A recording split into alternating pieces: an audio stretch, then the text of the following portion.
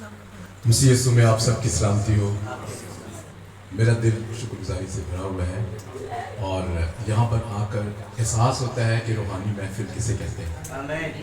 خداوند حلیمی اور فروتنی کو پسند کرتا ہے، عاجزی اور انکساری کو، اور پھر خدا پاکیزگی کا خدا ہے۔ یہ دو چیزیں ہمیں خدا کے بہت قریب لے جاتی ہیں۔ ہم خداوند یسوع المسیح کی ذات اقدس میں بھی ہم ان دو چیزوں کو دیکھتے ہیں، خدا کی محبت کو، خدا کی انکساری کو، جب اس نے اپنے شاگردوں کے پیر دھوئے۔ خدا ہو کر دنیا کی کسی تاریخ میں ایسا نہیں ملتا کہ جس دیوتا کی، جس خدا کی لوگ عبادت کرتے ہیں، وہ خدا ان کے پاس آئے، وہ پھر ان کے پیر بھی دھوئے۔ خدا نے اپنے آپ اور اپنی خودی کا انکار کیا اور زمین پر آیا۔ اور تیسری بات، ہم خدا کی پاکیزگی کو دیکھتے ہیں۔ جیسی پاکیزگی یسوع مسیح میں تھی، اس کا ایک نشان ہمیں پرانے عہد نامے میں یوسف کی زندگی میں ملتا ہے، کیونکہ یہاں پر نوجوان بیٹے اور بیٹیاں بیٹھے ہیں اور خداوند جو ہے وہ نوجوانوں کو اور بھی زیادہ پسند کرتا ہے۔ کلام میں لکھے جوان اپنی روش کس طرح پاک رکھے، اس کا ایک طریقہ بتایا گیا ہے۔ زبور 119 میں ہم دیکھتے ہیں کہ خداوند کے کلام پر نگاہ رکھنے سے صرف ایک فرق ہے کہ ہم خداوند کے کلام پر نگاہ رکھیں۔ صرف یہ چیزیں ہمیں خدا کے قریب کرتی ہیں، اور پھر ہماری زندگی میں پاکیزگی آتی ہے، حلیمی آتی ہے، اور ہم خدا کی قربت کو حقیقی معنوں میں اپنی زندگی میں دیکھتے ہیں۔ آج ہمارے لیے خداوند کا کلام ہے کہ یسوع المسیح پوری دنیا کا نجات دہندہ ہے۔ آمین۔ اس بات پر میرے خیال میں دنیا کی آدھی سے زیادہ آبادی اس بات پر ایمان رکھتی ہے، اور خداوند یسوع مسیح بما اس کے 12 شاگرد، اور پھر ہم دیکھتے ہیں 12 شاگردوں کے بعد رسولوں کی خدمت، اور خدا کے بہت سے خادمین اور گزرے ہیں جنہوں نے شہادت دینے سے انکار نہیں کیا، اور یہ انجیل مقدس آج ہمارے ہاتھوں میں خداوند یسوع مسیح کی مصلوبیت کی بدولت، اس کی قربانی کی بدولت، اور اس کے شاگردوں کی بھی قربانی کی بدولت، یہ انجیل، یہ خوشخبری جو ہے یہ آج ہم تک پہنچی ہے۔ عزیزو، یہ خوشخبری یوں ہی نہیں پہنچ گئی، اس کے لیے خون بہایا گیا ہے۔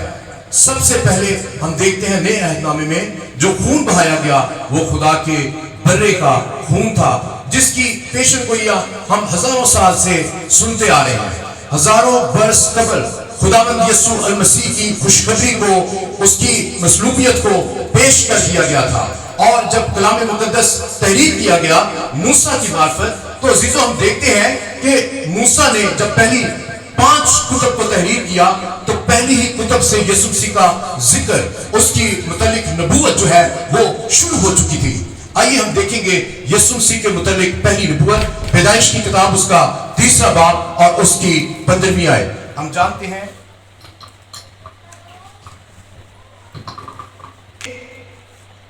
جب خدا نے کائنات کی تخلیق کی تو اس وقت جب آدم اور حوا کو خدا نے تخلیق کیا، کلام مقدس میں یہ مرقوم ہے کہ خدا نے آدم کو اپنی شبیہ پر پیدا کیا۔ دنیا کے اندر جو خدا نے تخلیقات بنائی تھی اس میں ہم دیکھتے ہیں کہ بہت سی تخلیقات تھیں، اور پہلے 6 دنوں میں خدا نے تخلیق کائنات کی مکمل کی، اور 6ٹھے ہی دن ہم دیکھتے ہیں کہ اس نے انسان کو اپنی شبیہ پر پیدا کیا۔ سورج، چاند، ستارے، آسمان اور زمین، اور یہ سب کچھ خدا نے بنایا، اور خدا نے دیکھا کہ سب کچھ اچھا ہے۔ اور کلام میں ہم دیکھتے ہیں کہ جب انسان کی تخلیق کی گئی تو یہ پہلا واقعہ ہے کہ اس تخلیق میں خدا نے اس بات کا دھیان رکھا کہ وہ اس کو اپنی شبیہ پر بنائے۔ پہلے فرشتگان بھی موجود تھے لیکن وہ خدا کی شبیہ پر نہیں تھے۔ خدا کی شبیہ پر بننے کا اور تخلیق ہونے کا جو خدا نے فخر بخشا ہے، خدا نے انسان کو اشرف المخلوقات یعنی اپنی شبیہ پر انسان کو پیدا کیا۔ کیا ہم دیکھتے ہیں جب نافرمانی ہوئی اور گناہ کا آغاز جو ہے وہ زمین پر نہیں بلکہ آسمان پر ہوا، اور اس فرشتہ نے پہلا گناہ کیا اور اس سے کہا کہ میں اپنا تخت جو ہے خدا کے تخت سے بلند کروں گا، اور یہی وہ پہلی بات ہے جو خدا نے آج ہمیں سکھائی۔ عاجزی اور انکساری اس کے اندر سے جاتی رہی، اور وہ خدا کی نظر سے گرا دیا گیا اور زمین پر اس کو گرایا گیا۔ اور جب انسان نے نافرمانی کی تو خدا کی حضوری سے خارج ہو گیا اور ان تمام برکتوں سے محروم ہو گیا. یہ ہے خدا کی حضوری سے بے دخل ہونے کا نتیجہ. عزیزوں اس کے بعد ہم دیکھتے ہیں کہ یہ اصلی منصوبہ جو ہے خدا نے اسی وقت انسان کی نجات کا بھی انتظام کر رکھا تھا. اگرچہ خدا چاہتا نہیں تھا کہ انسان گناہ میں گرے، لیکن چونکہ اس نے اسے آزاد مرضی پر تخلیق کیا. اور بہت سے سوالات ہمارے ذہنوں میں آتے ہیں کہ اگر ایسا ہوتا تو پھر ویسا نہ ہوتا. لیکن میں آپ کو بتانا چاہتا ہوں کہ یہ خدا کی بخشش تھی کہ خدا نے انسان کو اپنی مرضی، اپنا اختیار بخشا، جس کے باعث اس نے اس مرضی کا غلط استعمال کیا، نافرمانی کی اور خدا کی حضوری سے جدا ہوا. آئیے ہم دیکھیں خدا ان کے کلام میں سے. جب آدم اور حوا گناہ کر بیٹھے تو خدا کی حضوری سے الگ ہوئے. کلام میں لکھا ہے کہ تب خدا نے ان تینوں کو بالترتیب سزا دی. آئیے ان سزاؤں کو دیکھتے ہیں اور پھر ہم یسوع مسیح کی پیشن گوئی کو. اور میں تیرے اور عورت کے درمیان اور تیری نسل اور عورت کی نسل کے درمیان عداوت ڈالوں گا، وہ تیرے سر کو کچلے گا اور تو اس کی ایڑی پر کاٹے گا. آمین.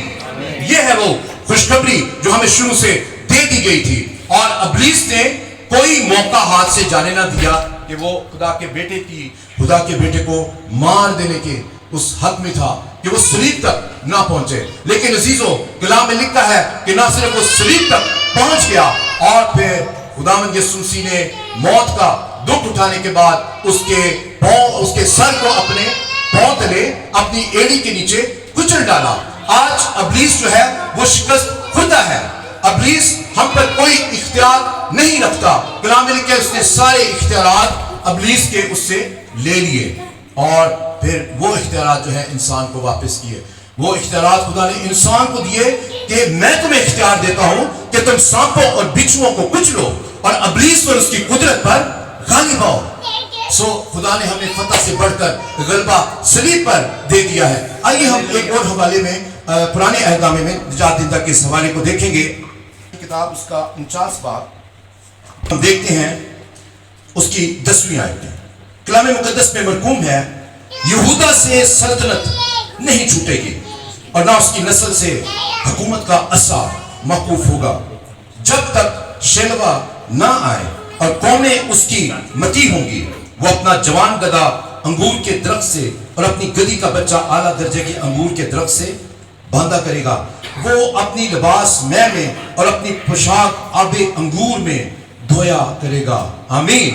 کلام میں لکھا ہے کہ جب تک مسیح مجسم نہ ہو، کلام میں لکھا ہے اس وقت تک جو ہے قومیں اس کی متی ہوگی اور اس کی نسل سے حکومت کا عصا موقوف نہ ہوگا.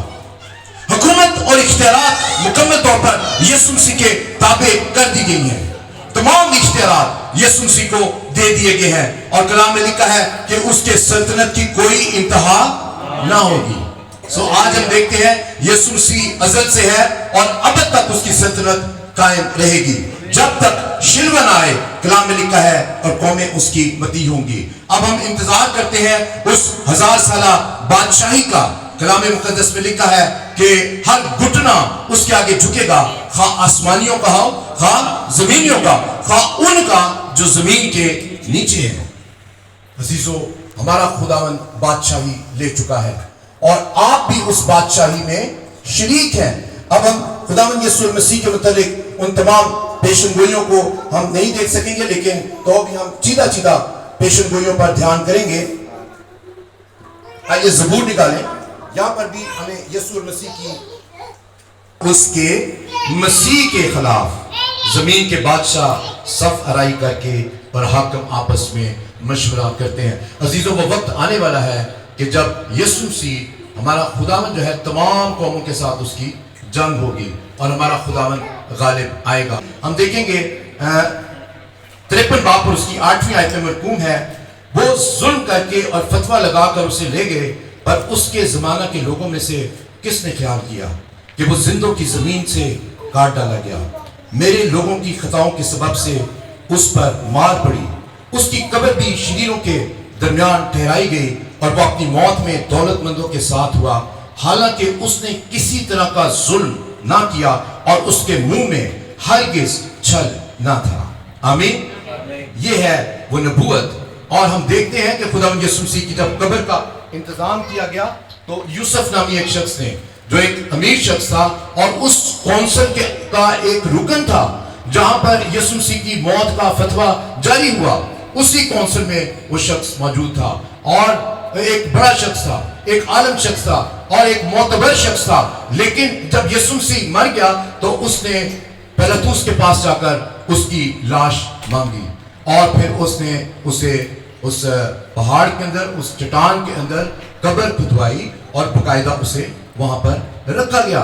सो खुदावंद के जो दुश्मन थे, जो उसके खिलाफ लोग थे, हम देखते हैं कि सूबेदार की गवाही भी, जिसने यीशु मसीह को मसलूब करने में वो वहां पर खड़ा था और खुदावंद यीशु मसीह के हक में उसने ये बात कही और दिल के साथ जब यीशु मसीह मर गया तो उसने कहा बेशक ये खुदा का बेटा है। सो ये वो हस्ती है जिसके दुश्मनों ने भी उसके हक में गवाही दी। सो हमारा खुदावंद वाकई दुनिया का निजात दहिंदा है और बहुत सी जगहों पर हमें यीशु मसीह के मुतालिक नबूवतें मिलती हैं। तो उसमें हम तारीकी को भी देखते हैं कि यीशु मसीह किस तरह तारीकी पर भी गालिब आया। अगर हम देखें तो दुनिया के अंदर, इस मादी दुनिया के अंदर शुरू से तारीकी मौजूद है। ये अभी की तारीकी नहीं है, बल्कि ये तारीकी शुरू से बनाए आलम से हम देखते हैं कि ये तारीकी मौजूद थी, जिसका जिक्र हम देखेंगे कलाम मुकद्दस में पहले बाब की दूसरी आयत में मरकूम है। और जमीन वीरान और सुनसान थी और गहराव के ऊपर अंधेरा था और खुदा की रूह पानी की सतह पर जुम्बिश करती थी। आमीन। ये है वो तारीकी जिसका जिक्र कलाम बयान करता है कि शुरू ही से तारीकी थी और उस वक्त भी पुराने अहदनामा में खुदा ने तारीकी से निपटने के लिए, तारीकी के खिलाफ खुदा ने एक काम किया और कलाम में लिखा है कि पहली तखलीक जो खुदा ने दुनिया में की और खुदा ने कहा कि रोशनी हो जा और रोशनी हो गई। सो पहला इंतजाम जो खुदा का था रोशनी करने का था। और फिर नए अहदनामे में हम देखते हैं कि यीशु मसीह तारीकी के अंदर आया। उस वक्त मादी नहीं बल्कि हर तरफ से रूहानी तौर पर हम तारीकी को देखते हैं और यीशु ने कहा दुनिया का नूर मैं हूं और तारीकी ने उसे कबूल ना किया और फिर खुदा ने रोशनी को दुनिया के अंदर भेजा। और बेशक हम देखते हैं कि यीशु मसीह वाकई दुनिया का निजात दहिंदा है, जो हमारे लिए रोशनी का सबब ठहरा, जो हमारे लिए जिंदगी का सबब ठहरा और जो हमारे लिए कुव्वत का और शादमानी का और इत्मीनान का सबब ठहरा है। यीशु मसीह के कलाम खुदा में हम देखेंगे एक और तारीकी का जिक्र, खरूज की किताब उसका 10वां बाब हम देखेंगे। खरूज की किताब उसके 10वें बाब में फिर खुदावंद ने मूसा से कहा कि अपना हाथ आसमान की तरफ बढ़ा ताकि मुल्क मिस्र में तारीकी छा जाए, ऐसी तारीकी जिसे टटोल सके। और मूसा ने अपना हाथ आसमान की तरफ बढ़ाया और 3 दिन तक सारे मुल्क मिस्र में गहरी तारीकी रही। 3 दिन तक ना तो किसी ने किसी को देखा और ना ही कोई अपनी जगह से हिला, पर बनी इसराइल के मकानों में उजाला रहा। तब फिरौन ने मूसा को बुलवा कर कहा कि तुम जाओ और खुदावंद की इबादत करो, फक्त अपनी भेड़ बकरियों और गाय बैलों को यहीं छोड़ जाओ और जो तुम्हारे बाल बच्चे हैं उनको भी साथ लेते जाओ। यहाँ पर अजीजों तारीकी बला को जाहिर करती है, तारीकी खुदा की अदालत को जाहिर करती है, तारीकी गुनाह और मायूसी को जाहिर करती है। और उस वक्त भी हम देखते हैं कि वही तारीकी जब खुदा का गजब मिस्रियों पर नाजिल हुआ और वो खुदा की कौम को जाने नहीं दे रहे थे। और फिर खुदा के कलाम में लिखा है कि पूरे मिस्र के अंदर तारीकी छा गई और खुदा की अदालत मिस्रियों के खिलाफ बढ़ी। और कलाम में लिखा है लेकिन खुदा के लोग रोशनी में रहे। आमीन। अब हम आखिर में एक और बात मैं शेयर करना चाहता हूँ। आज का कलाम बहुत हैं, लेकिन तुम एक बरगजीदा नस्ल, शाही काहिनों का फिरका, मुकद्दस कौम और ऐसी उम्मत हो जो खुदा की खास मलकियत है, ताकि उसकी खूबियां जाहिर करो जिसने तुम्हें तारीकी से अपनी अजीब रोशनी में बुलाया है। आमीन। सो आज हम खुदा यीशु मसीह की उस सलीबी मोहब्बत, सलीब की उस कुर्बानी की बदौलत हम आज अजीजों हम रोशनी के अंदर हैं, आज हम जिंदगी के अंदर हैं। आज मायूसियों के बादल छट चुके हैं। आज हम देखते हैं हर तरह की बीमारियों को यीशु ने, हर तरह की तारीकी को, मायूसी को हर तरह की माली परेशानियों को, हर तरह के दुखों को उसने सलीब के ऊपर कीलों के साथ जड़कर उनका बलबला तमाशा बना दिया है। आमीन।